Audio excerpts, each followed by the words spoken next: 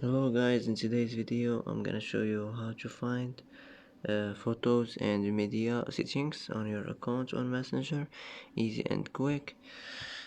First click on these three lines here, and now here you will find the settings icon. Click on it, and now here as you see you will find photos and media.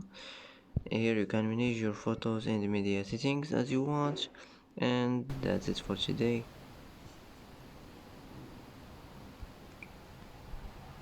And that's it for today's video. If you like this video, don't forget to like and don't forget to subscribe. I hope this video is helpful for you, and thanks for watching till the end, and see you in the next video.